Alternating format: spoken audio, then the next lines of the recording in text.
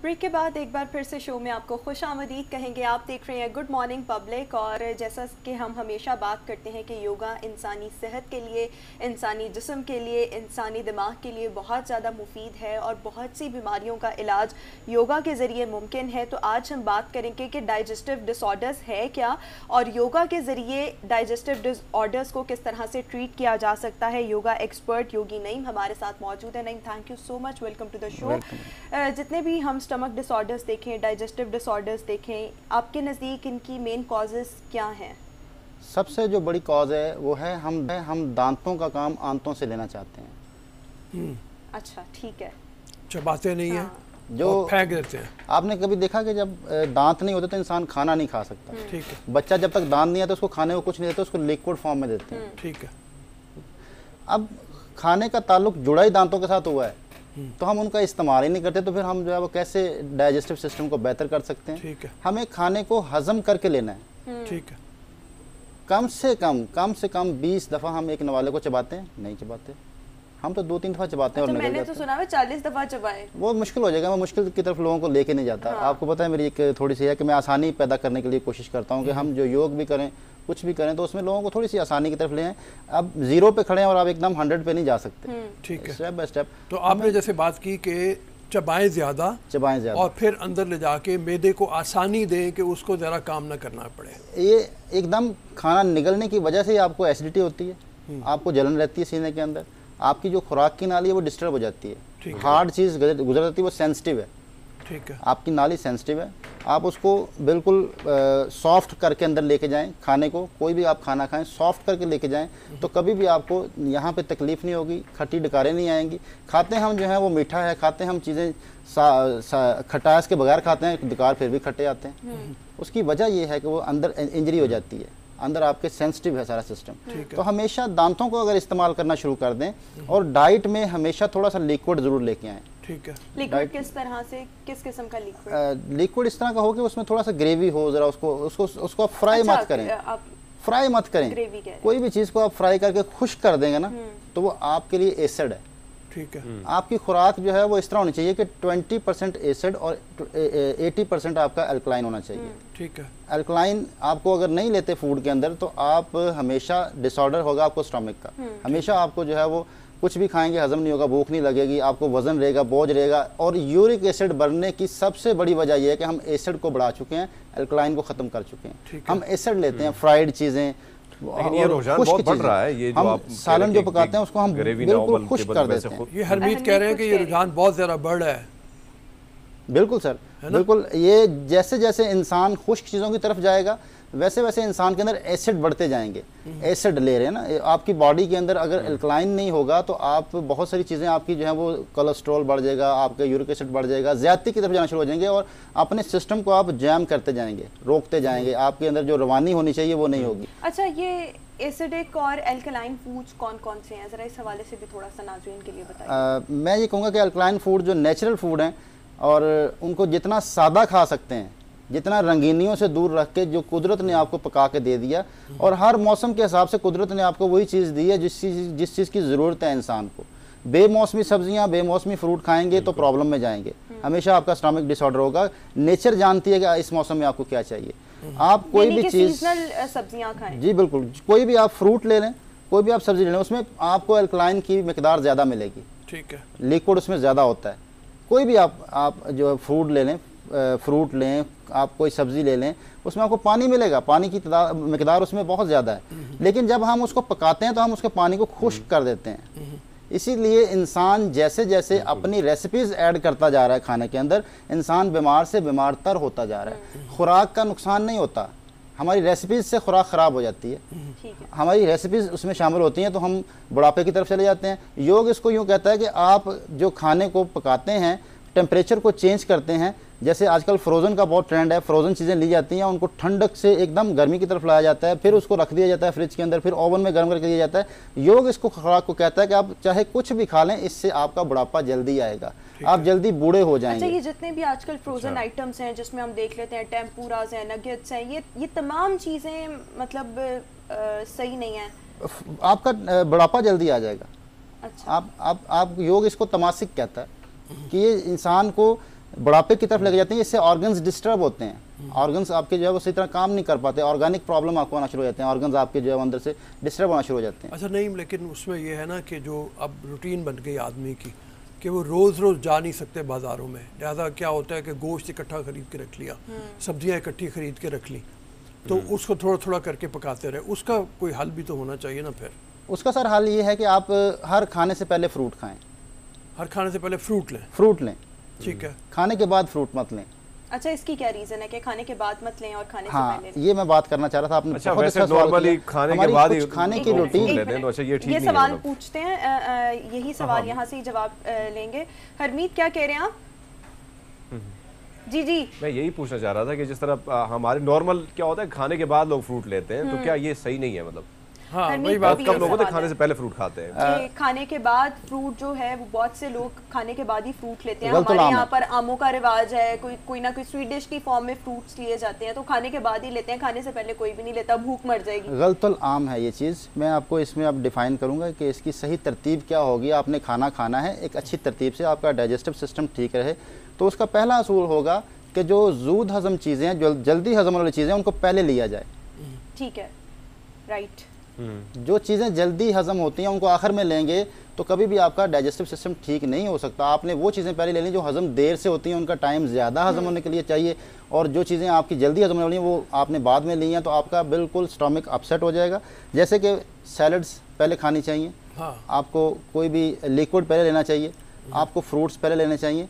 आप जैसे ही खाने के बाद फ्रूट्स लेंगे, कोई सैलड्स लेंगे, उससे आपको फूड पॉइजनिंग होगी, उससे आपका डाइजेस्टिव सिस्टम डिस्टर्ब होगा। अच्छा। उससे आपको जो है वो आपके सिस्टम में खराबी आएगी कि आपका जो डाइजेस्टिव आपकी सिस्टम बात तो ठीक है, लेकिन अब पहले मीठी चीज खा ली तो फिर तो भूख ही खत्म हो गई। हैबिट है ना, में हैबिचुअल है, कितनी देर पहले एक नेचर है हमारी ये। सैलेड्स तो खाए जा सकते हैं। बाहर के मुल्कों में जब जाते हैं, ख़ासतौर में मिडल ईस्ट में, टर्की वगैरह में, तो वहाँ तो ये होता है कि खाने से पहले आपको बहुत सा सैलड दे दिया जाता है, ग्रीन सैलड। बिल्कुल सर। और आप काफ़ी ज़रा खा लेते हैं, उसके बाद आपका मेन मील आता है। बिल्कुल। हमारे यहाँ भी जैसे मतलब अगर जो ट्रेडिशनल खाने मील्स वाले होते हैं कोर्सेज के, उसमें सैलड्स वगैरह पहले आती हैं, ऐसे ही है। लेकिन जो मेन मील है वो थोड़ी देर बाद आता है और फिर मीठा आता है।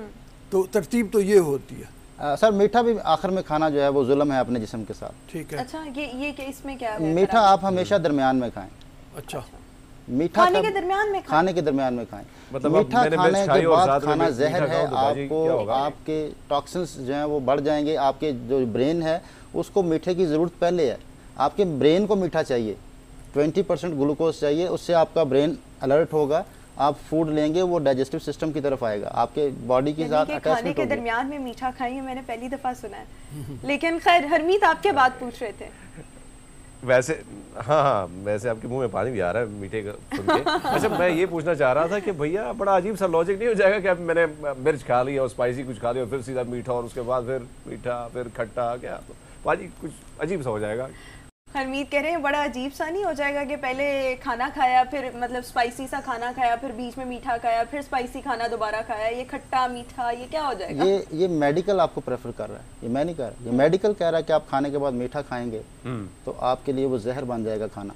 ये मेडिकल की रिसर्च है। अच्छा। हाँ, आप किसी भी अच्छे डॉक्टर के साथ रजू करेंगे जो फूड के हवाले से है, तो वो आपको हमेशा ये कहेगा कि आपने मीठा आखिर में नहीं खाना। अच्छा। और योग ये कहता है कि खाने के बाद मीठा खाने से डिप्रेशन बढ़ता है।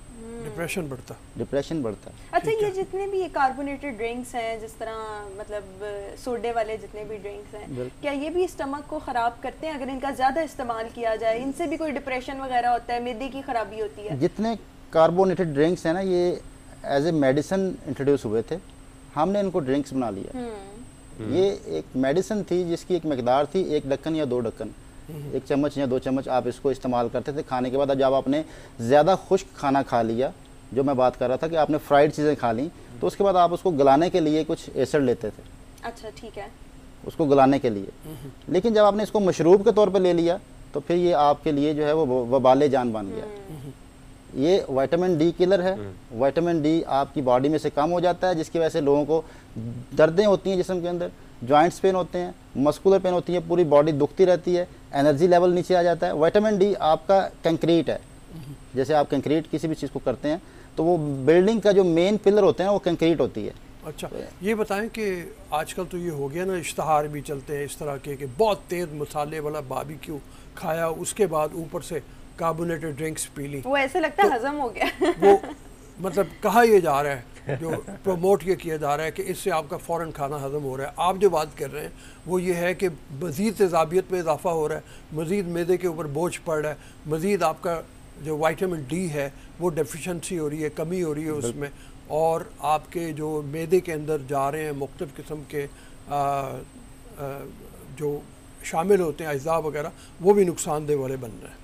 मैं सर उनकी बात को सेकंड कर रहा हूँ, मैं मिकदार को कम कर रहा हूँ, मैं उनकी बात को सेकंड कर रहा हूँ कि ये डाइजेस्टिव सिस्टम को ठीक करते हैं, ये कार्बोनेटेड ड्रिंक्स ये डाइजेस्ट करते हैं चीज़ों को, लेकिन ये इनकी थोड़ी क्वांटिटी करती है। मिकदार कम कर लें, मिकदार कम कर लें, ये मेडिसिन के तौर पर लें, इसको मशरूब के तौर पे मत लें। नहीं, वो तो जो होता है कि जनाब खा रहे हैं, एक सिप वो, एक लुकमा वो, एक सिप तो वो, सर इसीलिए तो फिर हम जो कमज़ोर होते जा रहे हैं, स्ट्रक्चर वाइज कमज़ोर होते जा रहे हैं, हमें थोड़ी सी चोट से हमारी हड्डी भी टूट जाती है, थोड़ी सी चोट से हम दुखते हैं बहुत ज़्यादा। जब भी रोमा जाती है खाने पे तो पूरा 1.5 लीटर पी जाती है। विटामिन डी नहीं है इंसान के जिस्म में, विटामिन डी अभी मैं आपको बताता हूँ, मैंने जिसका भी विटामिन डी चेक करवाया है ना, ये मिनिमम 40 होना चाहिए।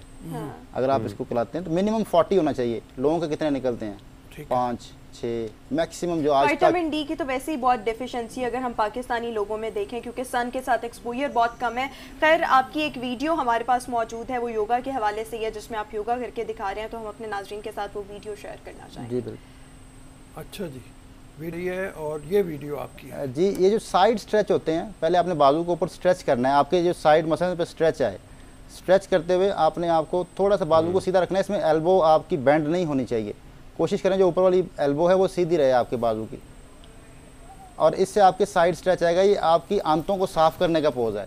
अगर किसी की आंतें साफ़ नहीं होती, डाइजेस्ट नहीं कर पाता खाना, तो वो उसको साइड स्ट्रेच लाजमी करने चाहिए। साइड स्ट्रेच, जितने साइड स्ट्रेच करेगा, साइड बेंड करेगा। फिर दूसरा, इसमें थोड़े से जब आप एक्सपर्ट हो जाएं तो फिर एल्बो नीचे टच करना शुरू कर दें, आपका इसमें बेंड ज़्यादा होना शुरू हो जाएगा। शुरू में सिर्फ हाथ से सहारा लिया था, अब मैं एल्बो से सहारा लेते हुए कर रहा हूँ। एल्बो का सहारा लेके ऊपर वाले बाजू की एल्बो सीधी लेनी चाहिए। बहुत आसानी से जितना आप कर सकते हैं उतना कीजिएगा। शुरू में इसीलिए मैंने हाफ़ किया था इसको। फिर उसके बाद जो है वो आप एल्बो को शोल्डर लेवल पे ले आएँ और हल्का हल्का ट्विस्ट करना शुरू करें। ये भी सफाई का पोज है। इंसान के अंदर जो टॉक्सिन्स रह जाते हैं वो घूमने के पोजेज से टॉक्सिन्स निकलते हैं। जितने घूमने के पोजेज हैं ये टॉक्सिन्स खारिज करने के पोजेज हैं। और उसके बाद एक अंदाज है बैठने का, इसको वज्रासन कहा जाता है। एड़ियों के ऊपर बैठना, पाँव के पंजे मिला के हम एड़ियाँ बाहर निकाल देते हैं और पंजों को मिला के बैठते हैं। उससे एक तो घुटनों की अलाइनमेंट ख़राब होती है, आपके घुटने ट्विस्ट हो जाते हैं, घुटने ख़राब हो जाते हैं। और इसके बाद फिर आपने बैठना है उठकट आसन में कि अपनी कमर को सीधा रखते हुए, देखें मैंने घुटने साथ मिलाए हुए हैं। पहले मैं टोज़ पे बैठता हूँ, टोज़ पे बैठ के मैं अपनी कमर को सीधा करता हूँ। कमर सीधी करना आसान हो जाती है। फिर मैं दोनों घुटनों को साथ मिलाते हुए इनको जो है वो हील टच करने की कोशिश करूँगा, जिसकी शुरू में हो सकती है बहुत अच्छा है, अगर नहीं हो रही तो कोशिश करने से हो जाएगी। फिर हमें जो है वो पैरों के ऊपर वॉक करनी चाहिए, पैरों के बल बैठ के। ये जो आपकी आंतों को साफ करने के सारे पोजेज हैं, इससे जो है वो आपको स्टूल पास हो जाएगा बड़ी आसानी से, बहुत आसानी से। जैसे ही डाइजेस्टिव सिस्टम अगर आपका डिस्टर्ब होता है, उसकी वजह ये होती है कि आपके टॉक्सिन्स निकल नहीं पा रहे होते, आपके सफाई का निज़ाम डिस्टर्ब हो जाता है। जो एग्जॉर्शन सिस्टम है, एग्जॉस्ट करने का सिस्टम है, वो खत्म हो जाता है। ये पवन मुक्त आसन है, ये बहुत अच्छा माना जाता है। ये बहुत आसान भी है, लेटे हुए कर सकते हैं। ये इसमें बुढ़ापा हो, जो मर्जी जिस एज में चाहे इसको कर सकते हैं। आप इसको हाथों से अगर पकड़ना मुश्किल हो रहा है तो आप इसको कोई अपने ऊपर दुपट्टे से बांध लें, कमर से नीचे दुपट्टा गुजारें और ऊपर से आप दुपट्टे को बांध के रिलैक्स लेटे रहें। इस पोज में लेटने से जो है वो आपके आंतें साफ होना शुरू हो जाएंगी। फिर अपर थाई का स्ट्रेच देना है, अपर थाई का, पाँव को साइड पे रखते हुए दूसरे पाँव से घुटने के ऊपर स्ट्रेच देंगे तो ये अपर थाई आपकी जो है इसमें स्ट्रेच होगी। थोड़ा सा पाँव को पीछे लेके जाएं और दूसरे पाँव को ऊपर घुटने पे रखते हुए स्ट्रेच करें। अपर थाई के स्ट्रेच होने से आपका जो है वो बेहतरीन की जो डाइजेस्टिव सिस्टम बेहतर हो जाएगा। अच्छा, बिल्कुल ज़बरदस्त, बहुत ज़बरदस्त एक्सरसाइजेज आपने बताई हैं। तो ये बताएं कि ये जो पाँव पे चलना है, जी जी, इसका ख़ास तौर पे इम्पैक्ट क्या है? जो हम पाँव के बल बैठ के चलते हैं, इसको योग ने ऑटकट आसन ख्याल में एक सेकंड अगर आप इजाज़त दें जी। यहाँ पर हम अपने A+ के नाज़रीन को शुक्रिया अदा करना चाहेंगे, और जो लोग हमें A+ पर देख रहे हैं वो अब हमें पब्लिक न्यूज़ पर देख सकते हैं। जी नहीं मैम, अपनी बात जारी रखिएगा। आपके जो योगा के मुताबिक आपके पाँव की जो एड़ियाँ होती हैं वहाँ स्टमक के पॉइंट है, स्टमक के प्रेशर पॉइंट है वहाँ। जब आप पाँव के बल चलते हैं तो वो प्रेस होते हैं, खड़े होके जब चलते हैं तो वो प्रेस नहीं होते। ठीक है। अच्छा, उस लेवल से प्रेस नहीं होते। जब आप पाँव के बल बैठ के चलते हैं तो पूरा वेट आपका एड़ी पे आता है और पूरे पाँव पे आपका वेट काफी होता है। मुश्किल है, मतलब मुश्किल है सर। और जब तक लोग करते रहे तब तक लोग डाइजेस्टिव सिस्टम के प्रॉब्लम में नहीं थे। आपने देखा दिन ब दिन लोगों का जो है वो डाइजेस्टिव सिस्टम खराब हो रहा है और इसके पेशेंट बढ़ते जा रहे हैं। खुराक का भी बहुत ज़्यादा अमल दखल है। जी हरमीत। अच्छा, मैं ये पूछना चाह रहा था, जिस तरह एक्सरसाइज है, बड़ी नॉर्मल सी एक्सरसाइज है, आम आदमी भी कर सकता है, लेकिन क्या एसिडिटी का इलाज भी इससे मुमकिन है? अच्छा, हरमीत का सवाल ये है कि जो एक्सरसाइजेज हैं ये बड़ी इजी टू डू हैं, कोई आम आदमी भी कर सकता है, लेकिन क्या एसिडिटी का इलाज इससे मुमकिन है? बिल्कुल, जब डाइजेस्टिव सिस्टम ठीक होगा। और जब हमने शुरू में बात की, सबसे पहले जो एसिडिटी का प्रॉब्लम है वो तेज़ खाना खाने से, चबाए बगैर खाना खाने से होता है। तो अगर हम सिर्फ चबाना शुरू कर दें तो एसिडिटी खत्म हो जाती है। सिर्फ चबाना शुरू कर दें, खाने को चबा के। जितने भी लोगों को एसिडिटी का प्रॉब्लम है, एसिड रिफ्लक्स का प्रॉब्लम है, वो तमाम लोग अपने खाने को अच्छी तरह से च्यू करके खाएं और वहाँ पे मसला सॉर्ट आउट हो जाएगा सॉर्ट आउट। और अगर आपने खाना खा लिया और तेज़ी से खाया गया है और आप एसिडिटी ख़त्म करना चाहते हैं तो उसका सोल्यूशन ये है कि कोई भी मिल्क पैक ले लें, कोई भी किसी भी कंपनी का ले लें।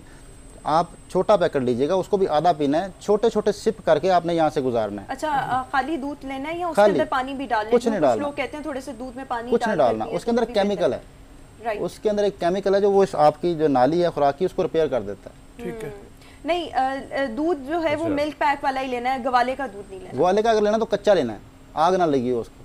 ठीक है, ठीक है। जब टेम्परेचर चेंज होता है, हमने खुराक के हवाले से बात की, जब टेम्परेचर चेंज होता है खुराक का तो आपके टेम्परेचर को जाके डिस्टर्ब करती है। आपके अंदर टेम्परेचर आपका डिस्टर्ब होता है, जिससे फिर एसिडिटी और बढ़ सकती है। ठीक है। आग लगी हुई है ना उसको, वो हरारत। अच्छा, हमारे यहाँ पर एक कुछ सब्जियों के बारे में ये भी कहा जाता है कि ये बादी हैं सब्जियाँ, ये नहीं खानी चाहिए। क्या इस तरह की सब्जियाँ जिनमें आलू भी हैं, गोभी भी को कहा जाता है, तो क्या इनसे भी एसिडिटी होती है और स्टमक इश्यूज होते हैं, या ये सिर्फ मिथ्स हैं? ये इंसान के शऊर ने ये चीज़ें साबित की हैं। आज से जब पहले से रिसर्च नहीं हो चुकी थी बादी चीज़ों पे, तो लोग सारा कुछ खाते थे, आलू भी खाते थे, दाल माश भी खाते थे, तब ये प्रॉब्लम नहीं थे। एक मसला मुझे जो समझ में आता है कि जो बादी चीज़ें आज हमें इफ़ेक्ट क्यों कर रही हैं ज़्यादा, हमने इनको, अगर हमने देसी घी खाना है फ़र्ज़ करें, तो हमें देसी घी को निकालना भी तो है ना, हमें एग्जर्शन भी तो करनी चाहिए ना। हम खुराक वो ले रहे हैं जो एनर्जेटिक है, जिससे एग्जॉस्ट करना ज़रूरी है, लेकिन हम एग्जॉस्ट नहीं कर रहे, फिज़िकली हम रुक गए हैं। आज भी जिन लोगों को की फिजिकल एग्जर्शन है उनको बादी चीज़ें कुछ भी नहीं कहती। ठीक है, यानी कि फिजिकल एक्टिविटी इंसान की ज़िंदगी में बहुत ज़्यादा अहम रोल अदा करती है। तो फिजिकल एक्टिविटी और अच्छी खुराक का इस्तेमाल और अच्छी तरह से खाने को चबा कर खाया जाए तो ये तमाम चीज़ें जो हैं वो स्टमक डिसऑर्डर्स को काफ़ी हद तक इम्प्रूव कर सकती हैं। नईम हमारे साथ ही मौजूद हैं, अब एक ब्रेक शामिल करेंगे। एक ब्रेक के बाद वापस आएंगे तो कुछ योगा पर बात करेंगे और साथ ही साथ हम बात करेंगे कराची और इस्लामाबाद का शुमार दुनिया के सस्ते तरीन शहरों में होने लग गया है। इस हवाले से एक रिपोर्ट शाया हुई है, इस हवाले से आपको एक खुसूसी रिपोर्ट भी दिखाएंगे, लेकिन एक ब्रेक के बाद स्टे विद अस। ब्रेक के बाद एक बार फिर से शो में आपको खुशामदीद कहेंगे। योगी नईम हमारे साथ शो में मौजूद है। नईम, आपसे ये जानना चाहूँगी थोड़ा सा डाइट के हवाले से कि किस किस्म की खुराक का इस्तेमाल किया जाए जिससे जो स्टमक की सेहत है उसको अच्छा रखा जा सके। मैं आपको बहुत नेचर के साथ जोड़ूंगा डाइट प्लान के हवाले से। इंसान के डाइट का ताल्लुक इंसान की दांतों की शेप के साथ है। जब जो चीज़ खाने के लिए इस्तेमाल होती है उसकी शेप के साथ अल्लाह ने जोड़ा है। जितने खूनखार जो गोश्तखार जानवर हैं वो उनके मुंह में नुकीले दांत होते हैं, और जितने सब्जी खोर जानवर हैं उनके मुंह में सीधे दांत होते हैं जो हमारे सामने मौजूद हैं, और जितने दाल खोर जानवर हैं उनके मुंह में दाढ़ें होती हैं, और इंसान के पास ये तीनों तरह के दांत मौजूद हैं। अब इनकी तादाद पे जाना होगा कि तकरीबन 28 दांत होते हैं इंसान के मुंह में, और हर दिन के हिसाब से आप डाइट को इसको मैनेज कर सकते हैं। आपके मुंह में 4 नुकीले दांत हैं, आप महीने में 4 दफ़ा गोश्त खाएँ। अच्छा, इससे ज़्यादा खाएंगे तो आप खूनखार हो जाएंगे, जो आजकल नफ्सा नफ्सी का दौर है। नहीं, लेकिन उल्टा चक्कर हो गया है। मैं गोश्त कम खाता हूँ, और अब मैं जब अपने टेस्ट मैंने करवाए तो मेरे डॉक्टर ने कहा प्रोटीन की कमी है, तुम गोश्त खाया करो। आप दालें नहीं खाते होंगे? मैं दालें खाता हूँ, मैं तो दालें ही खाता हूँ ज़्यादातर।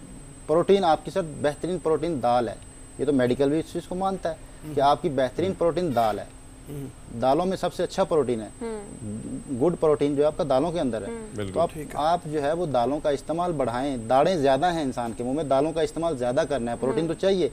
अब प्रोटीन की कमी और भी वजूहत होती हैं। आप जो है उसमें लाजमी सी बात है कि आप अपने जो फूड है उसको जैसे मैंने कहा चबा कर नहीं लेते हैं तो उससे आपको ग़िज़ाइयत मिल नहीं पाएगी। जब आप चबा कर लेंगे तो उससे ग़िज़ाइयत मिल जाएगी। दाल तो आप ले रहे हैं लेकिन उसको चबा के खाएँ, आप प्रोटीन आपके ऑटोमेटिक पूरा शुरू हो जाएंगे। अब सीधे दांत इंसान के मुँह में 8 हैं, 4 नीचे 4 ऊपर, तो महीने में 8 दिन सब्जियों के हैं, बाकी दालों के हैं। अगर आप तरतीब देना चाहते हैं अपने डाइट प्लान को तो आप इस तरतीब से दीजिएगा। अगर आप दिन में 2 मील लेते हैं तो महीने में आपके 4 दांतों का मतलब है 8 मील गोश्त के बनते हैं, 8 मील गोश्त के। अभी नहीं, आप 4 कह रहे थे, 9 कीले दांत है। तो 4 दिन पूरे आपके जो है वो गोश्त के, मतलब आप 3 टाइम खाना खाते हैं तो फिर तो आपके 12 मील हो जाएंगे महीने में। अच्छा अच्छा, उसको मल्टीप्लाई करें ना, आपके मील्स के हिसाब से बता रहा हूँ। तो हमेशा अपने डाइट प्लान को अपने दांतों के साथ जोड़ें। सब्जियों की अगर 8 तादाद है, दांतों की 8 दांत हैं आपके, तो इसको अगर आप 3 दफ़ा दिन में खाना खाते हैं तो 24 खाने आपके सब्जियों के पूरे महीने में।